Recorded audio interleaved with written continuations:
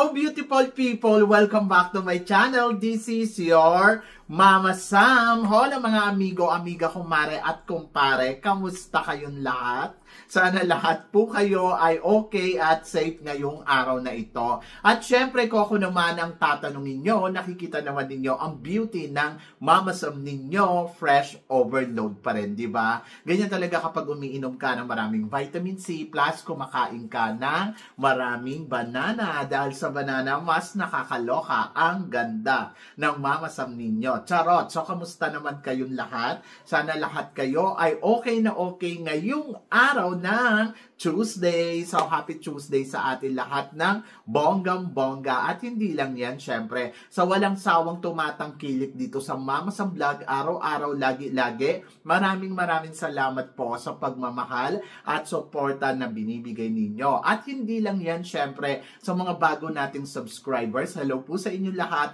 At saka sa mga makasolid na Mama Sam dyan. Kaya naman ngayong araw na to, marami akong hatid na chika sa inyo na talaga naman, oh my gosh, magtataas ang kilay ninyo ng bonggang-bongga sa mga pag-uusapan natin ngayon. Kaya guys, huwag na nating patagalin ang ating mga chika. So, para sa una natin chika, mainit na pinag-uusapan syempre ang back-to-back win ng Pilipinas sa iba't ibang klase ng pageant katulad sa Miss Environment, tapos nandiyan din syempre sa Miss Grand, tapos nandiyan din syempre sa Miss Elite Global, and then eto nga kahapon nga nag-back-to-back na naman ang Pilipinas sa Miss The Face of Beauty International. And then, ayan, so ngayon pinag-uusapan sa Miss Eco, kaya-kayang mag-back-to-back ng Pilipinas. Anong chika mo dito, Mama Sam? Well, ang chika ko dyan ay depende. Depende kasi sa organization. Alam nyo, sa totoo lang, maraming beses na tayo kamuntikan mag-back-to-back dito sa Miss Eco International.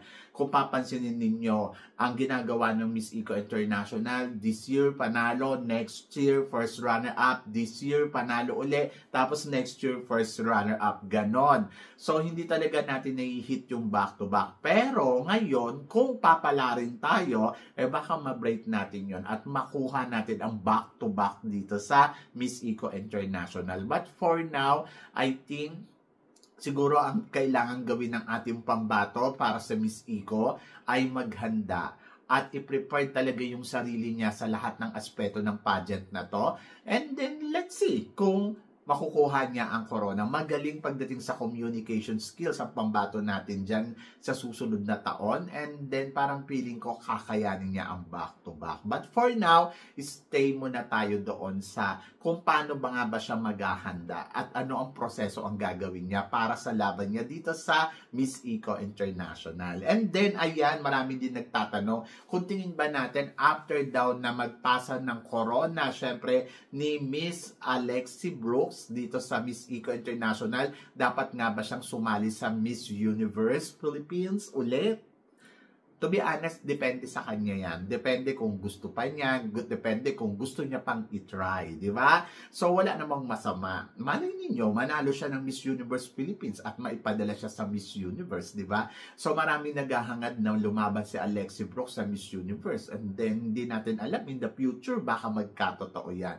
But for now, I think siguro mas maganda i-enjoy na muna ni Alexi ang pagiging reigning ng isang Miss Eco International. And then, ayun, so tingnan natin in the future kung gugustuhin niya pag sumali, di ba? So, yan. And good luck kay Miss Alexi Brooks bilang reigning ng Miss Eco International.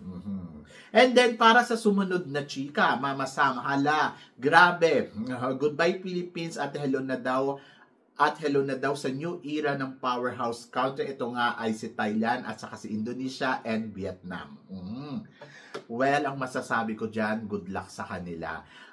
Wala naman tayong dapat patunayan sa totoo lang at wala na rin tayong dapat sabihin dahil kung tutuusin, kung powerhouse din naman ang pag-uusapan, obviously ang bansa natin ay napakagaling at eto nga, di ba, naging powerhouse tayo sa sarili nating sikap. Yung alam mo yon, ngayon ilang taon na ba natin yan nakuha? 2013. At hanggang ngayon, nandito pa rin tayo namamayagpag pagdating sa beauty pageant. Ayaw lang nilang maamin na malakas talaga ang Pilipinas. Halimbawa, ayan, si Indonesia, pilit niya tinatry na maging powerhouse country. And then, I think in the future, no? And then, ayan din, si Vietnam din, pilit din nila. At saka si Thailand. Ang hindi ko lang gusto sa mga bansang to, na kapag lumalaban sila, pag doon sa country nila ginagawa yung pageant, nagiging dominante sila. And then, talagang nilalakad talaga nila ang pagiging powerhouse. But for me, it's okay. In the future, kung sila ang papalit sa Pilipinas, pero for now, ang masasabi ko, mananatili pa rin sa powerhouse. Talagang ranking ang Pilipinas sa buong mundo. Hindi lang sa Asia, kundi sa buong mundo. Kasi, aminin natin, Diyos ko, sa mga natamo natin ngayon, Diyos ko, sila na ang nagsasabi, grabe ang Pilipinas. Diba? So, yon. Kaya, good luck and congratulations sa atin and then good luck din sa kanila. Diba? At ito, Arnold Figueroa, certified back-to-back queen maker. Anong chika mo dito? Well, ang masasabi ko dyan, talaga naman, diba? So, marami na siyang napatunayan. So, nakita naman natin na halos lahat ng reyna niya ay nananalo sa iba't ibang klase ng pageant. Hindi ko alam kung bakit. Hindi naman siya nagtitrain ng pasarela, for sure. Pero magaling. May swerte. And then, ayan, nagba-back to back, di ba? So, siguro ang kailangan lang gawin ni Mr. Arnold, gusto ko lang yung ayusin niya lang yung national pageant. Yung mga date, yung mga ganon. But, believe ako sa taong to kung paano niya alagaan yung mga queens niya at kung paano talaga niya inilalaban yung mga queens niya sa international pageant. And congratulations, Mr. Arnold. Ako ay wala namang masabi, baka sabihin na naman niya, inaaway ko na naman siya. Basta, miss kita, alam mo yon. So, yon. At naniniwala ako na marami ka pang makukuhang mga reyna na pwedeng maging queen. Sabi niya nga sa akin, ang purpose ko lang kasi naman talaga kung bakit ko ginagawa lahat to ay para sa tagumpay ng ating bansa sa international pageant. Ba't naman ako magdi-disagree kung ayun ang gusto niya, di ba? So, go, go, go, di ba? So, good luck and congratulations kay Mr. Arnold. At, ayan, sunod-sunod yung back-to-back. Hintayin natin sa Reina Hispano-Americana at saka sa Miss World. Di ba? And then, para sa sumunod na chika, Fatima Bush. Hindi daw magre-resign kahit ano pang pilit ninyo. Siya daw ang itinakdang maging Miss Universe. And fine. Ako wala akong problema dyan. Gusto ko yan. Sabi ko nga, bakit ka magre-resign? Dahil nababash ka? Dahil ayaw sa'yo ng tao? Eh di patunayan mo sa buong mundo na dapat kang maging isang Miss Universe title holder. Gawin mo ang trabaho mo, gawin mo yung mga dapat mong gawin na gusto mong magawa para sa mundo, di ba? And then mag-reward ka bilang reyna. So, yan talaga yung hamon dito kay Miss Fatima ng Mexico. Kasi, syempre, binabati ko siya ng maraming tao and then wala naman tayong magagawa doon. But, ang kailangan niyang gawin ay i-reverse. Kumbaga, na-reverse nga nila yung resulta eh. Ano ba naman yung i-reverse niya rin yung mga tao. So, reverse niya na kung paano siya mamahalin, paano siya yung alam mo yon, yung paano siya magtatagumpay bilang isang reyna ng Miss Universe. Hindi mo kailangan mag-resign. At natutuwa ako, may paninindigan ka sa iyong pagiging isang reyna, di ba? So panindigan mo na yan. Total nandyan na, di ba? Pangarap mo, di gawin mo. Charot!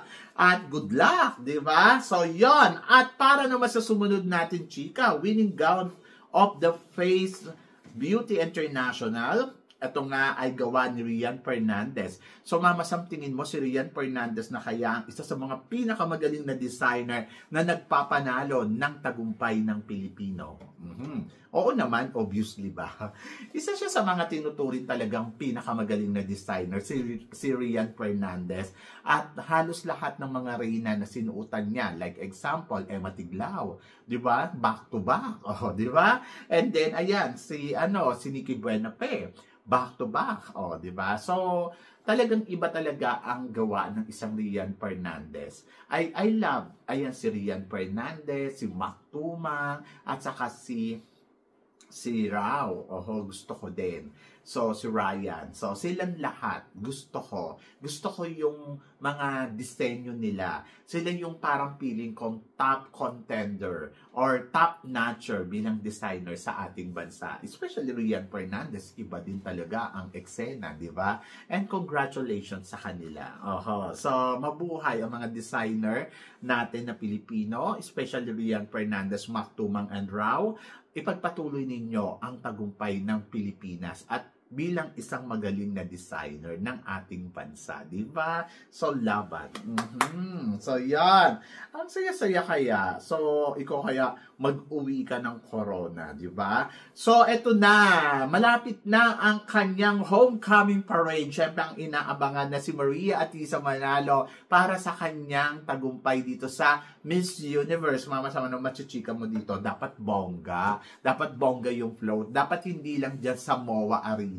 Gusto ko iparada siya sa Makati. Bakit sa Makati? Deserve niya yon, di ba? So ako para sa akin, bigyan ng magandang float, bigyan ng magandang eksena, bigyan ng magandang welcome homecoming, di ba? So yon. So I'm so excited sa magiging parada syempre ni Atisa Manalo at gusto kong malaman kung ano nga ba ang mga magiging eksena dyan at ayun, deserve yan ni Atisa. Yung mga hindi nga nanalo, pinaparada. Yung top 30 nga, pinarada Ito pa kayang third runner-up, diba? So, yan. So, isabay niya na rin si Mirna Isguera. Silang dalawa ang magparada. So, dapat pinaparada din si Atisa sa sa Araneta Coliseum. Bakit? She's a Binibining Pilipinas. Former Binibining Pilipinas. Tama ba? So, yon. So, dapat doon din siya iparada. So, yon. Para bongga. So, sabi ganon. Si Olivia, yes, tuwan-tuwa sa kanyang homecoming. Anong chika mo dito, Mama Sam? Well, ang chika ko dyan ay, syempre, di ba kiniklaim niya nga rin na siya ang Miss Universe. So, natural, dapat maging masaya siya at dahil sa puso ng kanyang mga kababayan ay panalo si Olivia. At natutuwa naman ako kasi binigyan siya ng ganyang salubong, di ba? At tapos si Fatima wala. Charot. So, yan. So, masaya ako for Olivia at deserve niya yan. Deserve niya yung tagumpay na pagbibigay sa kanyang pugay, di ba? Ng kanyang bansa.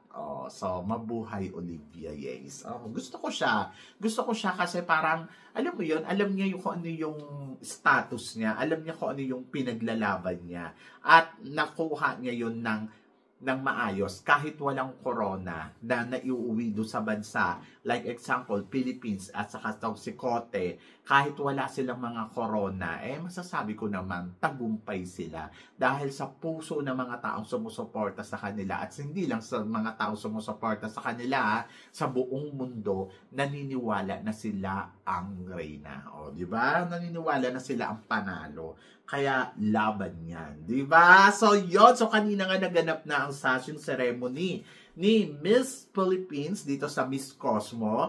Anong chika mo dito, Mama Sam? Well, ang chika ko dyan ay bongga. Ang bongga ni Chelsea Fernandez. Halatang halata talaga na palaban ng ating pambato at umaarangkada ng bonggang-bongga sa kanyang eksena.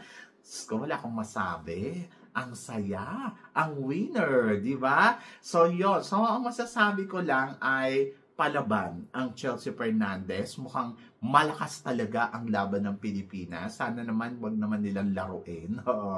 Dahil parang feeling ko kanina, sa lahat ng nagpakilala doon, isa talaga si Chelsea Fernandez ang masasabi ko, ay, nako, magiging madali ang laban para sa kanya. Kasi alam natin na talagang palaban to. So, ito ay simple-simplihan lang. Pero alam mo kung paano to kumana ng bonggang-bongga. At naniniwala ako na may ibibigay talaga siya sa competition na to. Kaya I'm so excited. So, let's see kung anong ipapakita ni Chelsea Fernandez sa mga susunod pa nilang activity. Kasi mukhang madami. Di ba? Pero kanina, yung styling niya ay winner. Di ba? So, yun. Congratulations, Chelsea Fernandez. Mabuhay ka. And then, para sa sumunod na chika, eto na nga, usap-usapan nga sa social media ngayon. Meron na daw bagong honor ang Miss Universe. Ito ay magkakaroon daw ng press con sa December 3. Anong masasabi mo dito, Mama Sam? Well, ang masasabi ko dyan ay congratulations, di ba? So, yon. So, tagumpay na naman sila. Hindi ko alam kung ito ba ay connected kay Kun An. Ito ba ay connected sa mga taong involved dito. Hindi ko alam kung ano ang meron. Bakit bigla binitawan ni Raul? Hindi natin alam. So, sabing ganun, ito ba si Fatima ay mawawalan ng eksena sa Miss Universe?